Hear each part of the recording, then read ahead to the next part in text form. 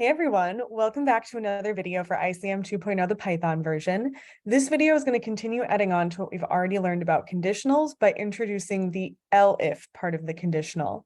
If you did not watch the original video, please go back and watch that to make sure you understand the if-else structure of conditionals, then meet me back here for this video. Once again, we are using some starter code. It will again be linked in the video description. I've already made a copy.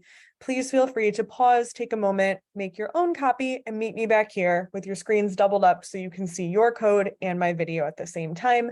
And as always, please feel welcome to pause and rewatch as needed. Now, once again, in this starter code, you're going to notice that we are not using processing. We're not using the canvas at all.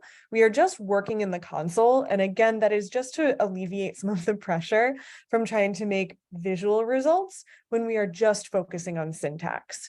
So in this version, we're going to learn what happens when we want to match more than one condition. We learned that in our if-else functions, we could look for one condition, and then for every other possibility, we would give a general answer. And that's just not always how we want our code to function.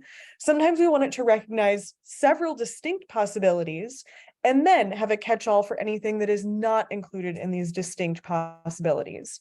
You can think about this kind of like, and this is a terrible example, when you call like some robo hotline to help you with, I don't know, your cable, and it'll give you a list of options. And if you say something it doesn't recognize, it just immediately kicks you over to like a representative. But if you say one of those recognizable options, it's going to direct you to the right place. So that's what we're going to explore today. In our first code along together, we are going to check on some movies. We're going to see that if the movie is Ratatouille, we want to say that movie is about a rat. If the movie is about Tangled, we want to say that movie is about some hair. And for other situations, we want to say, I don't know that movie.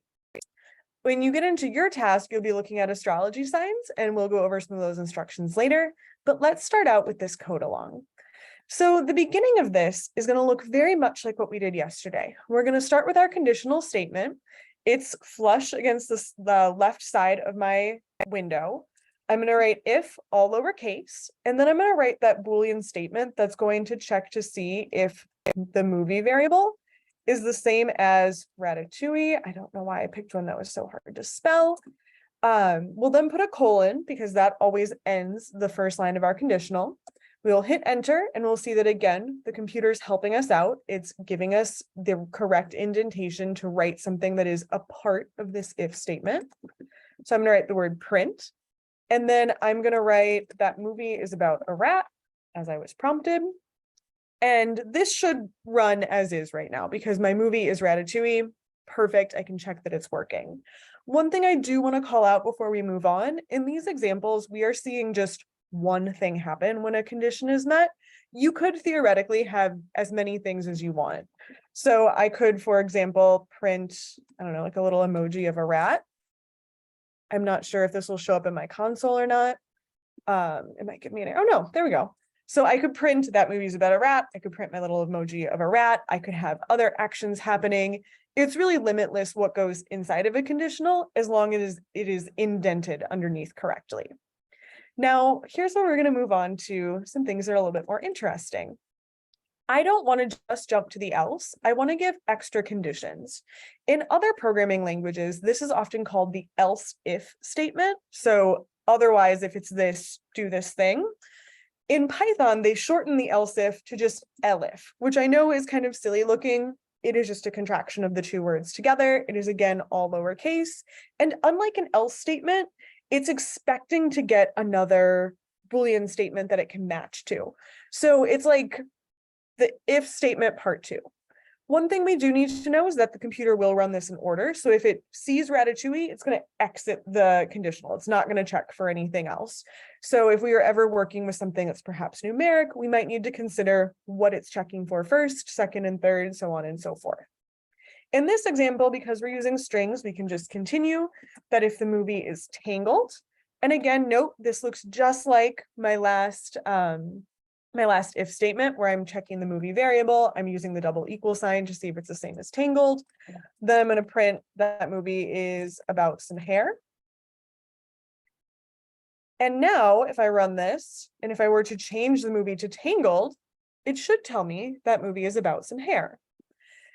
Now, after this, I have a choice. I can keep adding elif statements. So perhaps I wanted to get crazy and I wanted to say if the movie is Jurassic Park, then I want it to print that movie is about dinosaurs. I can add as many elif statements as I possibly want to this. I can keep going forever and ever and ever.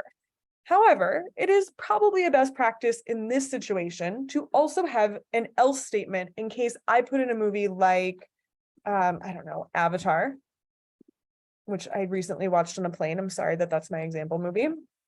I'm going to put in an else statement and I'm going to print, I don't know that movie. If I did not have my else statement there, when I had a movie that wasn't recognized, it would just do nothing. And that can be problematic because it might look like our code is broken when in reality it is just behaving the way we wanted it to. I'm going to make this 10 things I hate about you. Better movie. Any movie that I put in that is not one of these three, it's always going to say, I don't know this movie. And if I change it back to something that is an if or elif, it is going to give me the proper response. Again, this is another way that we are going to use to make more complex programs that are a little bit more interactive and a little bit more engaging. And we're going to take some time to practice it now. In your task, you're going to check what my sign is, and you're going to report back the proper age, the date range for when that sign occurs. So your example is if my sign is Aries, you're going to say you were born May 21st to April 19th.